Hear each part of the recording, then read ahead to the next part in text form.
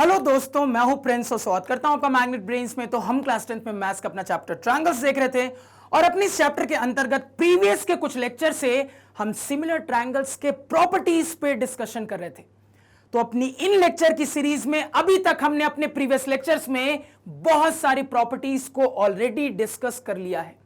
अब इसी सीरीज में आगे बढ़ते हुए इस लेक्चर में एक और बहुत इंपॉर्टेंट प्रॉपर्टी को डिस्कस करेंगे। सर, मैं आपको पहले ही बता देता हूं कि इस लेक्चर में हम जो प्रॉपर्टी डिस्कस करने वाले हैं, ये प्रॉपर्टी आपके बोर्ड एग्जाम और कंपटीशन दोनों के पॉइंट ऑफ व्यू से बहुत ही ज्यादा क्रूशियल और इंपॉर्टेंट है।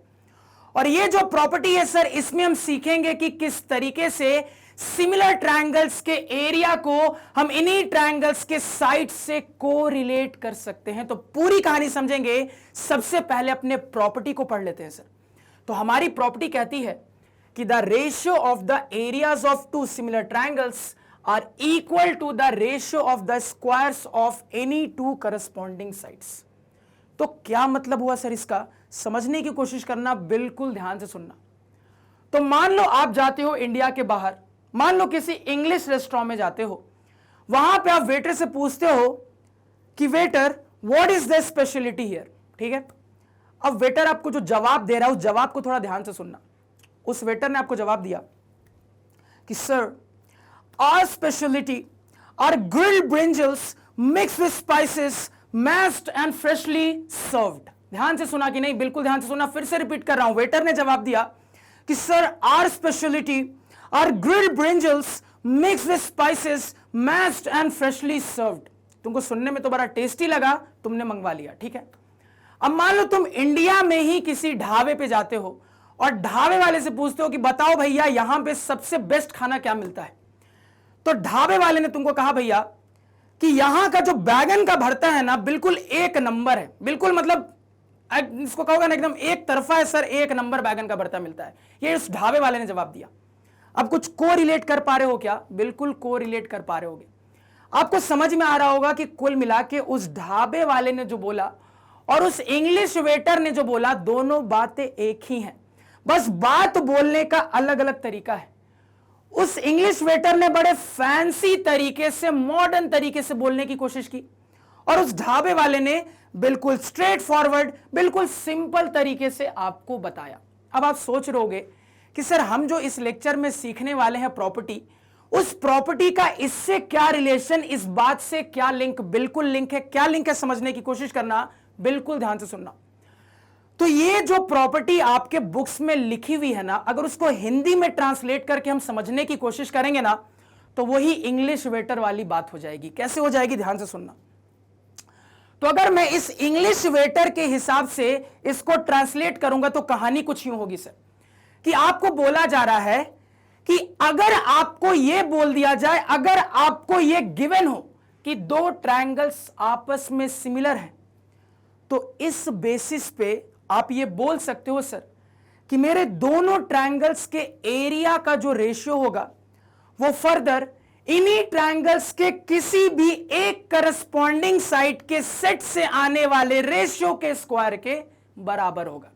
फिर से अपनी बात रिपीट कर रहा हूं, ध्यान से सुनिएगा। ये इंग्लिश वेटर के समझाने का तरीका है सर। इसी चीज को वो इंग्लिश वेटर आपको कुछ इस तरीके से समझाएगा कि अगर आपको ये गिवन हो, अगर आपको ये बोल दिया जाए कि दो ट्रायंगल्स आपस में सिमिलर हैं, तो इस बेसिस पे आप ये कह सकते हो सर कि दोनों ट्रायंगल्स के एरिया का जो रेशियो होगा वो फर्दर इन्हीं ट्रायंगल्स के किसी भी एक करस्पॉन्डिंग साइड के सेट से आने वाले रेशियो के स्क्वायर के बराबर होगा।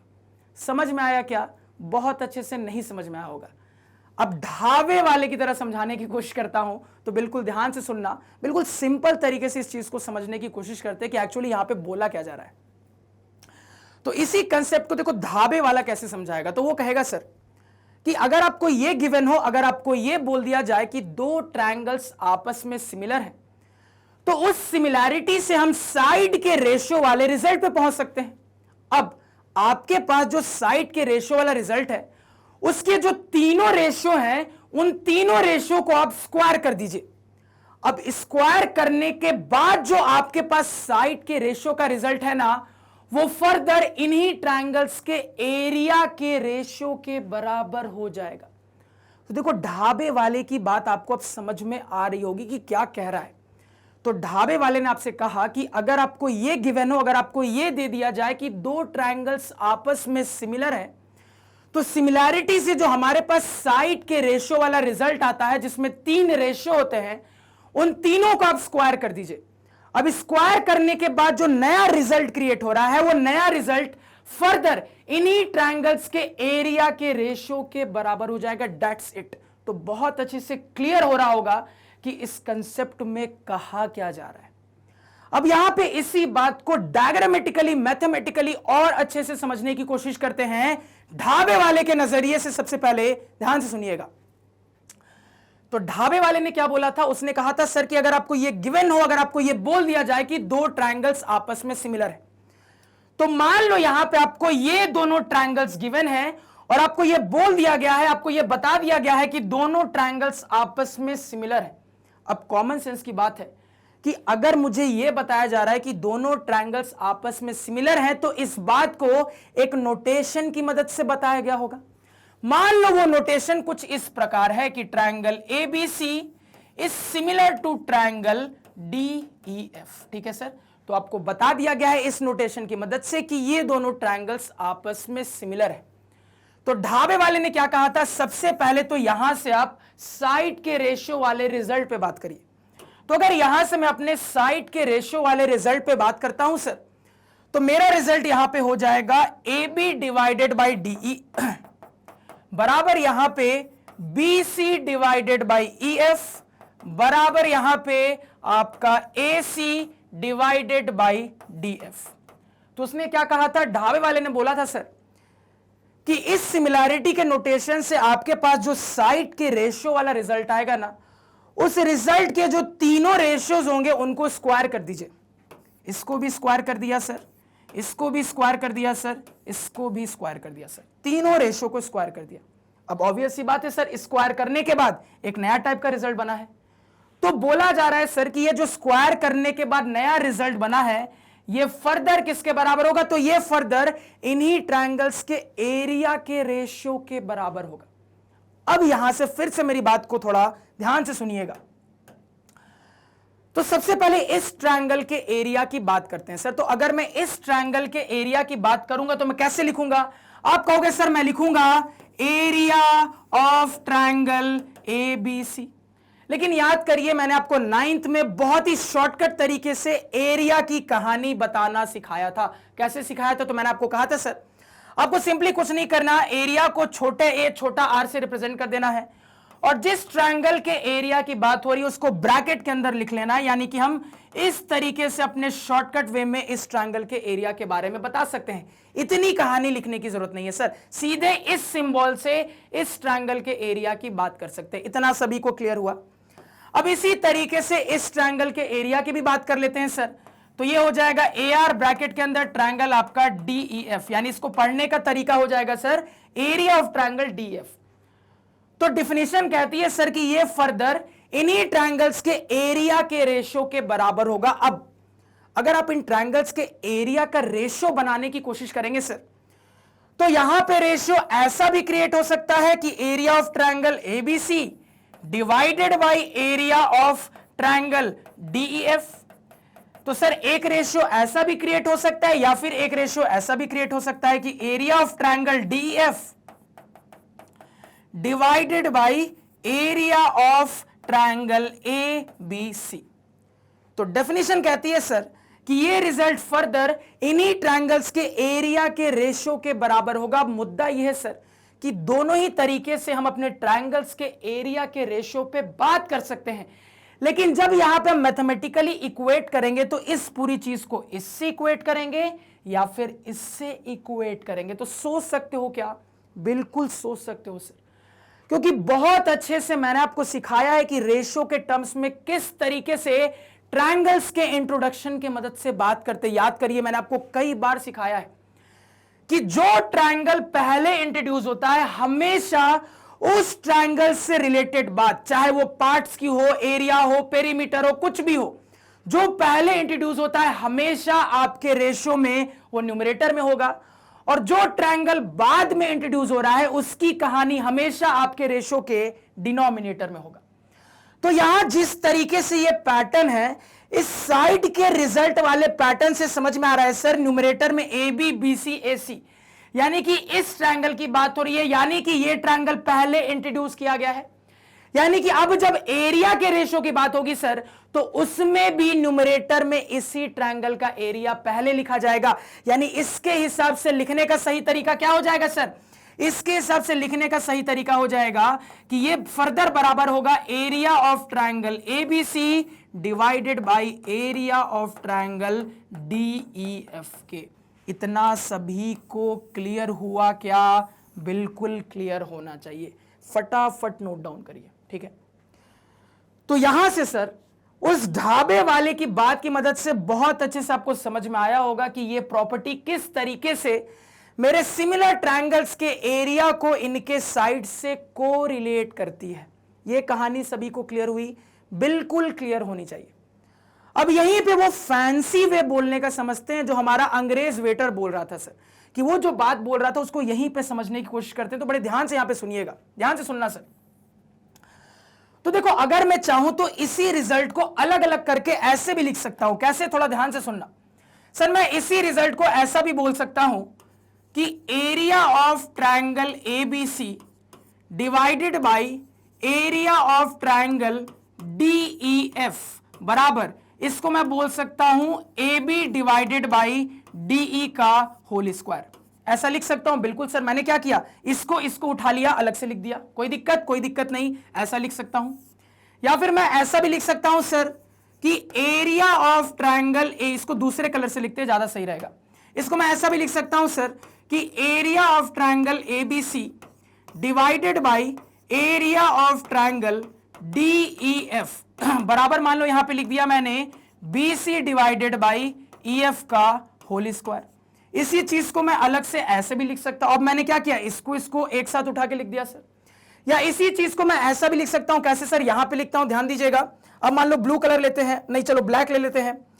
तो area of triangle ABC divided by area of triangle DEF बराबर, यहां पे मान लो मैंने एसी और डीएफ को चुना, यानी कि एसी डिवाइडेड बाई डीएफ का होल स्क्वायर। इसी चीज को मैं थोड़ा सा अलग करके ऐसा भी तो लिख सकता हूं सर।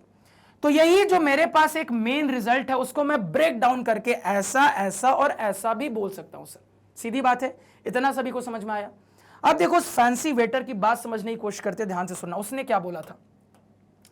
उसने बोला था कि अगर आपको यह गिवन हो कि दो ट्रायंगल्स आपस में सिमिलर हैं, तो यहां से मैं बोल सकता हूं कि दोनों ट्रायंगल्स के जो एरिया का रेशियो होगा वो फर्दर इन्हीं ट्रायंगल्स के किसी भी एक करस्पॉन्डिंग साइड के सेट से आने वाले रेशियो के स्क्वायर के बराबर होगा। कैसे सर? समझते थोड़ा, यहां पे ध्यान से सुनना। तो सर, इस सिमिलैरिटी के नोटेशन से हम बहुत अच्छे से यह पता कर सकते हैं कि हमारे ट्रायंगल्स के करस्पॉन्डिंग साइड्स का सेट क्या क्या आ रहा है सर। बहुत अच्छे से पता कर सकते हैं। एक सेट मुझे यहां से दिख रहा है सर, ए बी और डी का बन जाएगा सर। तो एक करस्पॉन्डिंग साइड का सेट यहां पे मैं ए बी और डी का बोल दूंगा। अगेन एक सेट यहां से मैं बी सी और ई एफ का भी बना सकता हूं सर। तो एक करस्पॉन्डिंग साइड का सेट यहां पे बी सी और ई एफ का भी बनाया जा सकता है। और फाइनली एक सेट ए सी और डी एफ का बनाया जा सकता है सर। ए सी और डी एफ का बनाया जा सकता है सर। क्लियर हो गया? अब देखो, उस वेटर की बात समझना, उस अंग्रेज वेटर की बात समझना। उसने कहा था कि अगर आपको यह गिवन है कि दो ट्रायंगल्स आपस में सिमिलर है, तो इस बेसिस पे मैं कह सकता हूं कि मेरे ट्रायंगल्स के एरिया का जो रेशियो होगा वो फर्दर इन्हीं ट्रायंगल्स के किसी भी एक करस्पॉन्डिंग साइड के सेट से आने वाले रेशियो के स्क्वायर के बराबर होगा। मैच कर पा रहे हो? बिल्कुल कर पा रहे सर। मुझे दिख रहा है कि यह भी एक करस्पॉन्डिंग साइड का सेट है, यह भी एक करस्पॉन्डिंग साइड का सेट है, यह भी एक करस्पॉन्डिंग साइड का सेट है।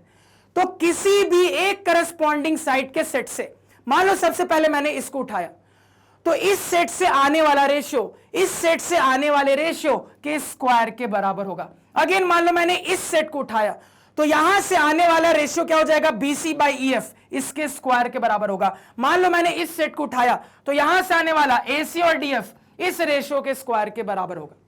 तो अब आपको इंग्लिश वाले वेटर की बात समझ में आ रही है क्या? बिल्कुल आ रही होगी।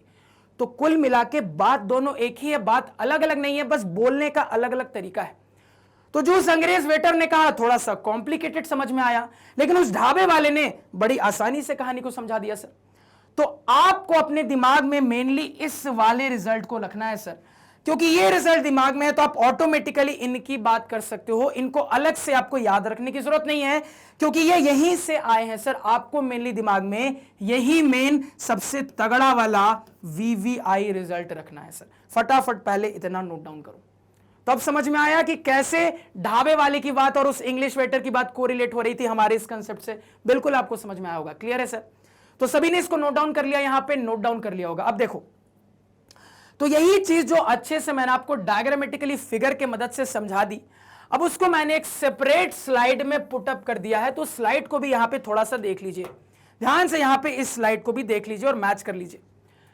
तो अगर आपको ये गिवन हो, अगर आपको ये बता दिया जाए कि दो ट्रायंगल्स आपस में सिमिलर है सर, तो इसके बेसिस पे आप कह सकते हो कि मेरे दोनों ट्रायंगल्स के एरिया का जो रेशियो होगा वो फर्दर इन्हीं ट्रायंगल्स के किसी भी एक करस्पॉन्डिंग साइड के सेट से आने वाले रेशियो के स्क्वायर के बराबर होगा। कुल मिला के वही बात यहां पे भी लिखी हुई है। फटाफट स्क्रीनशॉट ले लीजिए, नोट डाउन कर लीजिए।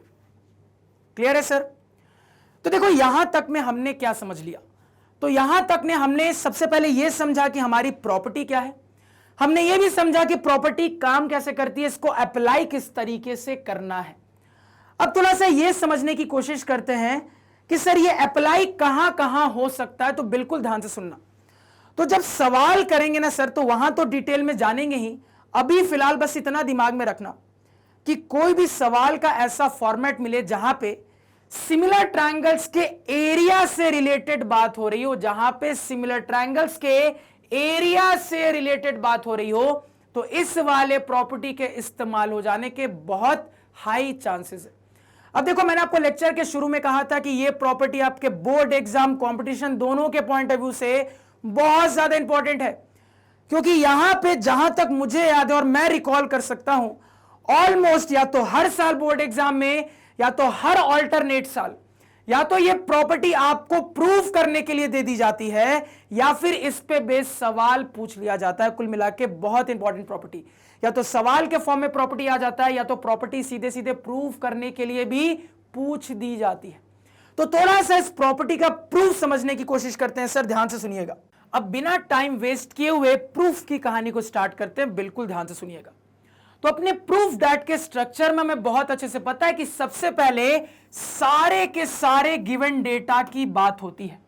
अब क्या क्या यहां पे मुझे गिवन है सर, तो सबसे पहले तो दो ट्रायंगल्स का एक सेट मुझे गिवन है। मुझे यहां पे गिवन है सर ट्रायंगल ABC और इसके साथ साथ ट्रायंगल DEF, और मुझे यहां पे ये भी गिवन है, ये भी बता दिया गया है कि दोनों ट्रायंगल्स आपस में सिमिलर हैं, और इस सिमिलर वाली बात को एक सिमिलैरिटी के नोटेशन की मदद से मुझे बता दिया गया है सर। तो कुल मिला के यही पूरा मेरा गिवन डेटा है। तो इसी पूरे गिवन डेटा की कहानी को यहां पे लिख लेते हैं। तो देखो कैसे लिखेंगे, ध्यान से देखना। तो यहां पे हम लिख लेंगे sir two triangles, triangle ABC and triangle DEF are such that triangle ABC is similar to triangle DEF। तो ऐसे लिखने से फायदा ये हुआ सर कि हमने एक ही लाइन में अपने ट्रायंगल्स को भी इंट्रोड्यूस कर दिया और उसके अंदर सिमिलैरिटी वाली बात भी बोल दी। तो जो भी गिवन डेटा था उसको यहां पे हमने मेंशन कर लिया। अब आगे बढ़ते हैं सर, ध्यान से सुनिएगा। अब गिवन के आगे आता है टू प्रूव। तो क्या प्रूव करना है सर, तो मुझे यहां पे प्रूव करना है कि मेरे इन सिमिलर ट्रायंगल्स के सेट के एरिया का जो रेशियो होगा वो फर्दर इन्हीं ट्रायंगल्स के किसी भी एक करस्पॉन्डिंग साइड के सेट से आने वाले रेशियो के स्क्वायर के बराबर होगा। यानी इस बात को अगर मैथमेटिकल टर्म्स में लिखा जाए तो मुझे यह प्रूव करना है सर कि area of triangle ABC divided by area of triangle DEF बराबर यहां पे सबसे पहले AB बाई DE का होल स्क्वायर बराबर आगे BC डिवाइडेड बाई EF इसका होल स्क्वायर बराबर आगे AC डिवाइडेड बाय DF इसका होल स्क्वायर। तो जो बात मैंने आपको बोली मैथमेटिकल टर्म्स में यही आती है सर, यानी कुल मिला के मुझे इसी रिजल्ट को यहां पे साबित करके दिखाना है, प्रूव करके दिखाना है। अब यहां पे थोड़ा सा भावनाओं को समझने की कोशिश करिएगा सर। देखो, तो क्या मुझे ये पूरा का पूरा एक साथ प्रूफ करने की जरूरत है? तो कहोगे सर नहीं है। क्यों नहीं है, समझना बात को। तो कुल मिला के अगर यहां पे अपने प्रूफ डैट की बात की जाए सर, तो मेरे प्रूफ डैट में ये वाला हिस्सा तो होना ही चाहिए सर जरूर से, क्योंकि यहां पे एरिया की बात हो रही है।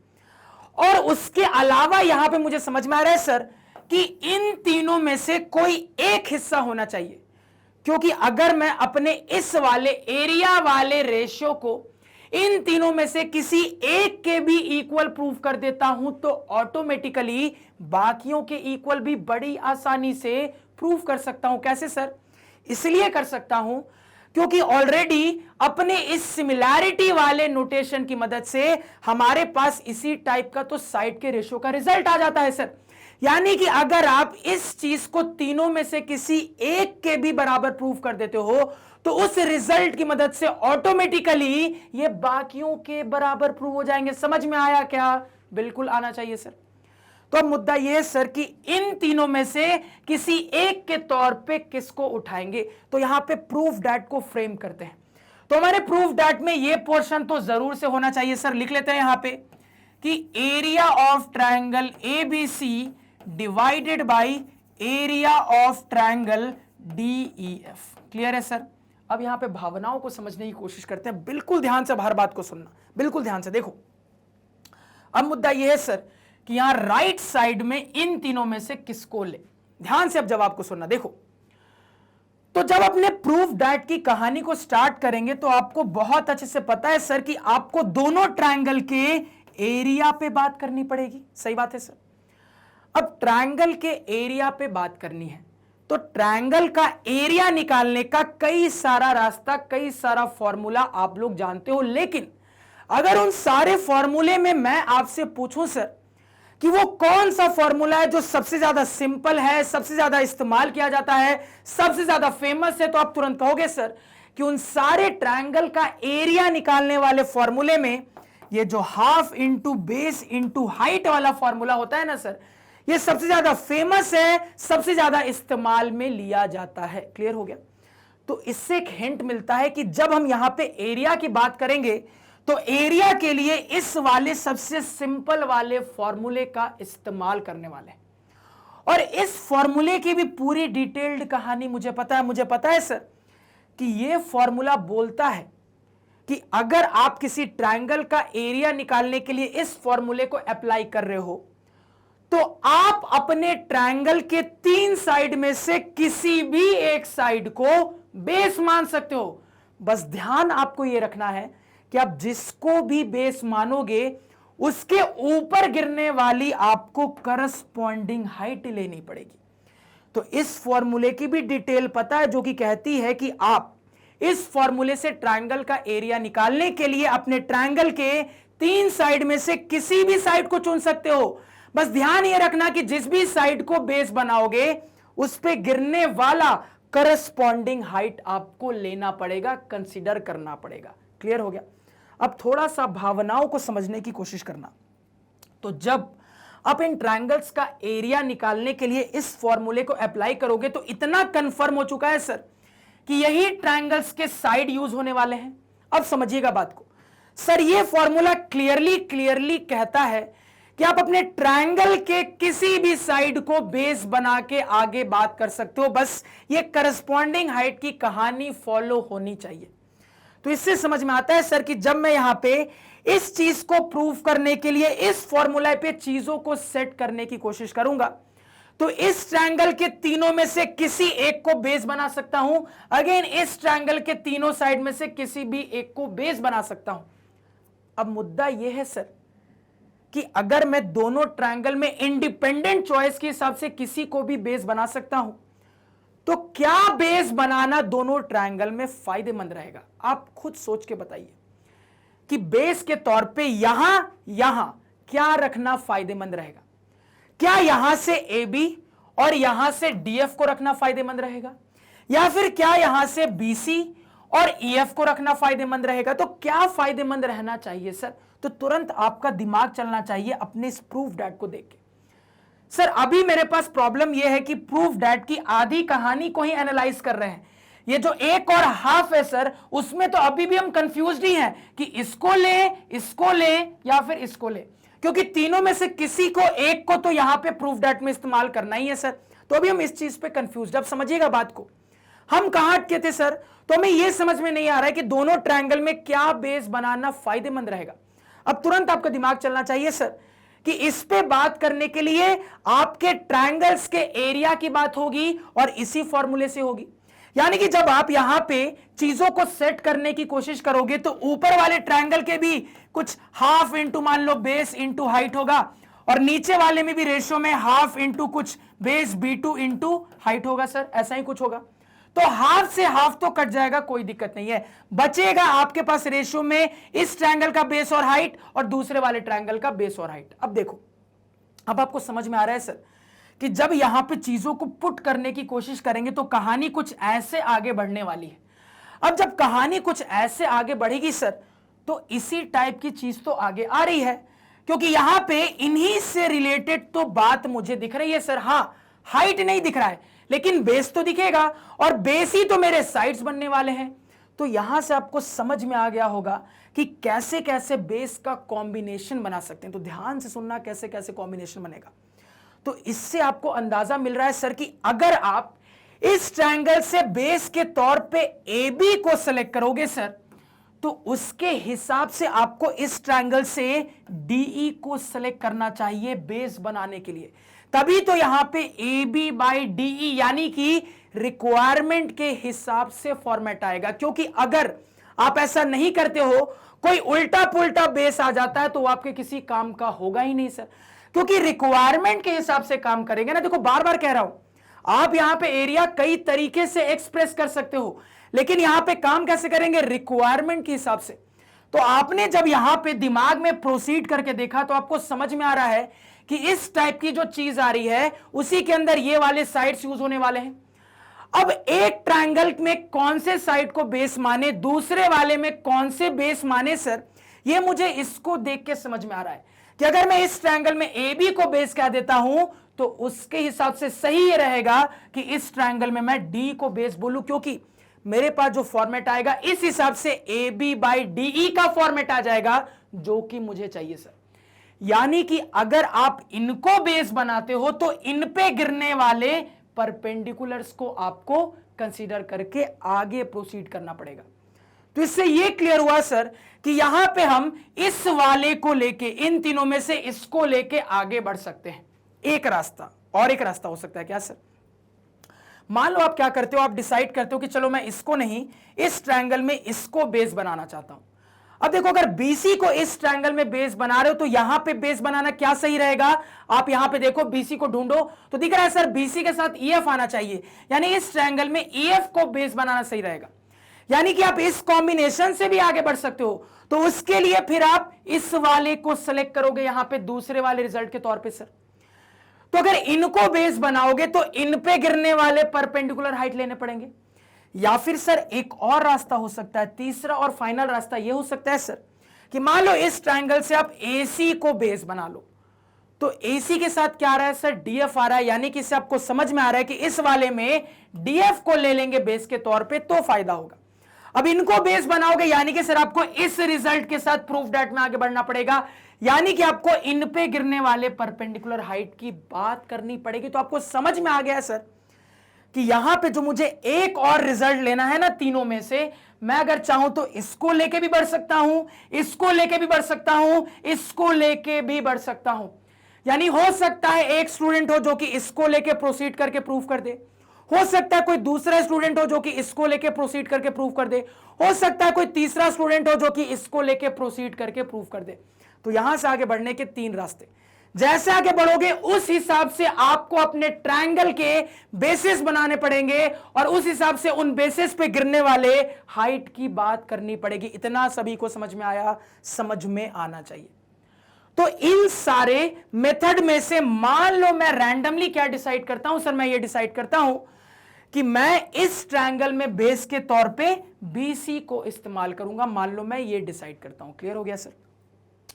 तो इससे मुझे यह समझ में आ गया कि मैं इस वाले को यूज करके प्रूव करना चाहता हूं, यानी कि राइट साइड में क्या लिखना है मेरे मेथड के हिसाब से मुझे क्लियर है कि मुझे एक्चुअली में अब इस हिसाब से इस वाले पोर्शन को प्रूव कर देना है सर। ठीक है, तो इससे अगेन मुझे यह भी क्लियर है सर कि चूंकि मुझे BC के साथ EF का कॉम्बिनेशन चाहिए, तो इसके साथ EF आने के लिए मुझे इस ट्रायंगल में बेस के तौर पे इसको लेना पड़ेगा सर। यह भी क्लियर है। अब चूंकि आपका बेस डिसाइड हो चुका है, तो अब आप अपने करस्पॉन्डिंग हाइट की भी बात कर सकते हो सर, क्योंकि आपको पता है कि इस एरिया वाले फॉर्मूले के लगने के लिए जो बेस बनता है उस पे गिरने वाली हाइट को लेते हैं सर। तो हाइट तो अभी ट्रायंगल में है नहीं, यानी कि यहां पे एक कंस्ट्रक्शन है सर, यानी कि यहां पे एक कंस्ट्रक्शन है। आपको यहां पे इन पे गिरने वाले करस्पॉन्डिंग हाइट्स की करस्पॉन्डिंग परपेंडिकुलर्स की बात करनी पड़ेगी। तो मान लो आपने यहां पे कंस्ट्रक्शन करके अपने परपेंडिकुलर्स की बात कर ली सर। आपने यहां पे AL परपेंडिकुलर BC बना लिया और इस वाले ट्रायंगल में DM परपेंडिकुलर EF बना लिया अपने सिचुएशन के हिसाब से। तो कंस्ट्रक्शन सभी को समझ में आया? बिल्कुल आना चाहिए सर। इतना सभी को क्लियर है? इसके बाद थ्योरम्स या फिर फॉर्मूलेज यूज, जगह खाली छोड़ दो, लास्ट में फिल कर देना क्या क्या यूज किया, और फाइनली प्रूफ। अब अपने फाइनल प्रूफ पे आ जाते हैं सर, ध्यान से सुनिएगा। तो अब थोड़ा सा बोर्ड क्लियर करते हैं। जो एक्चुअली में प्रूफ करना है उसको ऊपर लिख लेते हैं सर। तो एक्चुअली में मुझे यह प्रूफ करना है कि area of triangle ABC divided by area of triangle DEF बराबर BC बाई EF का होल स्क्वायर बराबर BC बाई EF का होल स्क्वायर। एक्चुअली में यही वाली चीज मुझे क्या करनी है सर, यहां पे प्रूफ करनी है। और मेरा मेन गिवन डेटा क्या है सर? तो कहोगे यही सिमिलैरिटी का नोटेशन मेरा मेन गिवन डेटा है, यानी कि sir triangle ABC is similar to triangle DEF। यही मेरा मेन गिवन डेटा है सर। क्लियर है? अब थोड़ा सा बोर्ड को क्लियर करते हैं। तो अब हम प्रूफ पे बात कर सकते हैं सर, क्योंकि पूरी कहानी क्रिस्टल क्लियर है कैसे कैसे आगे बढ़ना है। तो प्रूफ पे अब कहानी को स्टार्ट करते हैं सर, ध्यान से सुनिएगा। तो प्रूफ में मुझे इन ट्रायंगल्स के एरिया पे बात करनी है सर। बात कर लेते हैं। सबसे पहले अपने फिगर के हिसाब से लिखेंगे sir area of triangle ABC। तो क्या हो जाएगा सर फिगर के हिसाब से? Half into base into height. तो हाफ इंटू आपने अपने इस ट्रायंगल ABC में बेस किसको माना है सर? BC को माना है। तो हाफ इंटू बेस इंटू इसके हिसाब से करस्पॉन्डिंग हाइट क्या हो गया सर? आपका AL हो गया। क्लियर हो गया? अब अगेन यहां से हम बोल देंगे सर ऑल्सो। अब अपने ट्रायंगल DEF के एरिया की बात कर लेते हैं। तो एरिया ऑफ ट्रायंगल DEF बराबर क्या हो जाएगा सर? हाफ इंटू, अब आपने वहां बेस किसको माना है सर? EF को माना है। इस हिसाब से वहां पे हाइट क्या हो गया सर? आपका DM हो गया सर। क्लियर हो गया? इसको मान लो इक्वेशन नंबर 1 कह दो, इसको इक्वेशन नंबर 2 कह दो। अब यहां पे लिखेंगे सर, ध्यान से सुनना, therefore from equation number 1 and equation number 2 area of triangle ABC divided by area of triangle DEF, क्योंकि आपकी प्रूफ डेट की जरूरत ही इस रेशियो की है, एरिया के रेशियो की। तो यहां से रेशियो बनाएंगे, वैल्यू पुटिंग कर दीजिए सर। तो ये हो जाएगा half into BC into AL divided by half into EF into DM। Clear हो गया सर? तो यहां से जब इस चीज को सिंप्लीफाई करेंगे तो दिख रहा है हाफ से हाफ कैंसिल हो गया। यहां पे मेरे पास एक फाइनल रिजल्ट आ रहा है सर, इस एरिया का ratio BC into AL divided by EF into DM। यहां तक समझने में कोई स्टेप में किसी को कोई दिक्कत क्या बिल्कुल होनी नहीं चाहिए। बहुत आराम से अच्छे से सब कुछ समझा रहा हूं। क्लियर हो गया सर? अब देखो यहां पे, तो ये चीज इसके बराबर आ रही है, लेकिन मुझे इसके बराबर प्रूफ करनी है सर। तो मुझे यहां पे ऑब्जर्व हो रहा है सर कि मेरी रिक्वायरमेंट में BC EF का स्क्वायर चाहिए। तो सर स्क्वायर तो नहीं आ रहा, लेकिन हां BC EF जरूर आ रहा है सर, ये मुझे दिख रहा है। तो कुल मिला के यहां से मुझे समझ में आ रहा है सर कि यही जो AL/DM है यही एक्स्ट्रा है। अगर इसी के बदले एक और BC/EF रहता, सर समझना बात को, अगर यहां से मुझे समझ में आ रहा है कि इसी AL/DM के बदले एक और BC/EF रहता, तो BC/EF इंटू BC/EF का होल स्क्वायर बना देता सर। सब कुछ समझ में आ रहा है, यानी ये एक्स्ट्रा है और मेरे दिमाग में चल रहा है सर कि यही एक्स्ट्रा किसी ना किसी तरीके से BC/EF बनना चाहिए। ये मेरे दिमाग में चल रहा है। अब ये जो दिमाग में चल रहा है ना, इसको थोड़ा फिगर में देखो। तो मेरे दिमाग में चल रहा है सर कि ये जो AL/DM है ये फिगर के हिसाब से BC/EF बनना चाहिए। अब बात को समझना सर, ये AL और DM है क्या? एक्चुअली में आपके बेसिस पे गिरने वाले परपेंडिकुलर्स हैं। एक्चुअली में आपके बेसिस पे गिरने वाले परपेंडिकुलर्स हैं। कुछ दिख रहा है? क्या दिख रहा है सर? तो आपको दिख रहा है सर, ये जो बेसिस पे गिरने वाले परपेंडिकुलर्स है ये एक्चुअली में है क्या? तो ये एक्चुअली में आपके ट्रायंगल्स के ऑल्टीट्यूड के सेट है। अब यहां पे आपको समझ में आ गया है सर कि मेरे ट्रायंगल्स के ऑल्टीट्यूड का रेशियो मेरे ट्रायंगल के साइड के रेशियो से कोरिलेट हो रहा है। यहां से मुझे समझ में आ रहा है सर कि मेरे ट्रायंगल्स के ऑल्टीट्यूड का रेशियो साइड से कोरिलेट हो रहा है।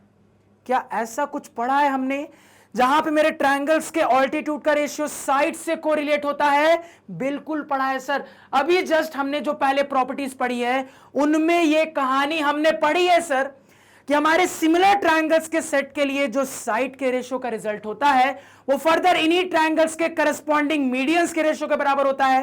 वो फर्दर इन्हीं ट्रायंगल्स के करस्पॉन्डिंग एंगल बाइसेक्टर सेगमेंट्स के रेशियो के बराबर होता है। ये फर्दर इन्हीं ट्रायंगल्स के करस्पॉन्डिंग ऑल्टीट्यूड्स के रेशियो के भी बराबर होता है। तो ये जो कहानी हमने पढ़ी है सर वो यहां पे मुझे बड़ी आसानी से लगती हुई दिख रही है सर। यानी कि सीधे सीधे अपने इस कंसेप्ट से बात कर सकते हैं, क्योंकि ऑलरेडी गिवन डेटा में मुझे बता दिया गया था कि दोनों ट्रायंगल्स आपस में सिमिलर हैं। तो मुझे गिवन डेटा में बता दिया गया था सर कि दोनों ट्रायंगल्स आपस में सिमिलर। अब ध्यान दीजिएगा, मुझे यह बता दिया गया है सर कि triangle ABC is similar to triangle DEF। अब आपको पता है सर कि इस ऑल्टीट्यूड और साइड के कोरिलेशन के लिए सबसे पहले करस्पॉन्डिंग वर्टेक्स की कहानी देखते हैं सर, क्योंकि ऑल्टीट्यूड का रेशियो कोई भी नहीं लेना होता, करस्पॉन्डिंग होगे तभी काम होगा। यानी ये कंसेप्ट अप्लाई होने के लिए पहले मुझे चेक करना पड़ेगा कि फिगर के हिसाब से मेरे जो ऑल्टीट्यूड्स है वो करस्पॉन्डिंग है कि नहीं है। सर चेक करते हैं, ध्यान देना यहां पे। तो दिख रहा है सर वर्टेक्स से वर्टेक्स डी के साथ करस्पॉन्डिंग होना चाहिए, वर्टेक्स से वर्टेक्स डी के साथ होना चाहिए। यहीं पे सब कुछ दिख गया सर। यहीं पे दिख गया है कि ये मेरे करस्पॉन्डिंग वर्टिसेस हैं, यानी कि मेरे करस्पॉन्डिंग वर्टिसेस से निकलने वाले जो ऑल्टीट्यूड्स होंगे वो आपस में करस्पॉन्डिंग ऑल्टीट्यूड का सेट बना लेंगे। यानी कि यहां पे पूरे तरीके से चीजें सेट बैठ रही है। यानी कि यहां पे तुरंत अब मैं अपने उस पुराने वाले प्रॉपर्टी के मदद से अपने पुराने वाले प्रॉपर्टी के मदद से यहां पे बोल सकता हूं सर कि यहां से आने वाला जो मेरे साइड के रेशियो का रिजल्ट होगा, यानी कि AB/DE बराबर यहां पे BC डिवाइडेड बाई EF बराबर यहां पे AC डिवाइडेड बाई DF, ये फर्दर किसके बराबर हो जाएगा? तो ये फर्दर मेरे इन्हीं ट्रायंगल्स के करस्पॉन्डिंग ऑल्टीट्यूड्स के सेट से बनने वाले रेशियो के बराबर हो जाएगा। और एक सेट यानी मेरे काम का सेट तो मुझे दिख ही रहा है सर, तो ये फर्दर यहां पे मुझे दिख रहा है कि AL डिवाइडेड बाई DM के बराबर हो जाएगा सर। तो ये रिजल्ट को ऑलरेडी हम प्रूव करना जानते हैं, ऑलरेडी प्रूव करके आ चुके हैं। तो मुद्दा ये है सर कि जब ये प्रूफ जो कि आपने कहा सर कि मेरे बोर्ड एग्जाम के लिए काफी इंपॉर्टेंट प्रूफ है, जब एग्जाम में आता है तो इस रिजल्ट को क्या मैं डायरेक्टली इस्तेमाल कर सकता हूं सर, या फिर इस रिजल्ट को भी मुझे वापस से प्रूफ करना पड़ेगा? तो याद रखिएगा कि अगर इसका प्रूफ आता है तो ज्यादा मार्क्स में आएगा, यानी 3 नंबर या ज्यादा मार्क्स में आता है तो आपको इस वाले रिजल्ट को भी अलग से प्रूफ करना पड़ेगा। इस चीज को दिमाग में रखिएगा। यानी इस रिजल्ट को हमने जैसे प्रूफ किया था ना, बिल्कुल अलग से आपको पहले इस रिजल्ट को प्रूफ करना पड़ेगा। अगर 3 या ज्यादा मार्क्स में आता है, मान लो कभी भूले भटके 2 नंबर में ये प्रूफ आ गया, मान लो गलती से बोर्ड एग्जाम ऐसा हो गया 2 नंबर में आ गया, उस केस में सीधे रिजल्ट का इस्तेमाल करना, वहां अलग से प्रूफ करने की जरूरत नहीं है। तो मेरी इस बात को कॉपी पे नोट करो कि 3 नंबर या ज्यादा में प्रूफ आएगा तो ये रिजल्ट कहां से आया है ऑल्टीट्यूड साइड को इन्वॉल्व करने वाला, ये आपको साबित करके दिखाना पड़ेगा। सीधे इस्तेमाल कर दोगे तो नंबर काट सकता है एग्जामिनर, लेकिन अगर 2 मार्क्स में आता है ना प्रूफ, वहां पे डायरेक्टली रिजल्ट का इस्तेमाल करो, कोई दिक्कत नहीं है। अब यहीं पे तो सब कुछ दिख रहा है, मुझे दिख रहा है सर कि प्रॉब्लम क्या थी। प्रॉब्लम यह थी कि इसके बदले BC बाई EF रहता तो काम हो जाता। अब ढूंढिए यहां पे AL बाई DM है सर, क्या ये AL by DM BC by EF के बराबर नहीं है सर? बिल्कुल है। तो जो चाहिए था सीधे आंखों के सामने है। अब जब सीधे आंखों के सामने है तो यहां लिख भी लेते हैं, यानी कि हम रिप्लेसमेंट कर सकते हैं। तो यहां पे हम लिख सकते हैं sir BC by EF into इस AL बाई DM के बदले एक और BC बाई EF, कुल मिला के इसी को एक साथ कंबाइन कर देंगे, सीधे बोल देंगे BC बाई EF का होल स्क्वायर। जो प्रूव करना था प्रूव कर दिया, कहानी खत्म। पैसा आ जाओ, फटाफट नोट डाउन करो सर। तो यहां तक की कहानी सभी को समझ में आई। अब आप कहोगे कि सर आपने सिर्फ आधा पार्ट प्रूफ किया, अभी पूरा नहीं प्रूफ किया है, क्योंकि और भी करस्पॉन्डिंग साइड की कहानी बनती है। अरे भैया वहां पे भी टेंशन लेने की जरूरत नहीं। अब देखो इसके बाद आपको सिंपल एक स्टेप क्या लिखना है, बहुत ध्यान से सुनना। इसको मान लो आप इक्वेशन नंबर 3, 4 जो भी आ रहा हो वो बना देना। इसके बाद आपको देखो सिंपल स्टेप क्या लिखना है, यहां पे लिख के दिखा देता हूं।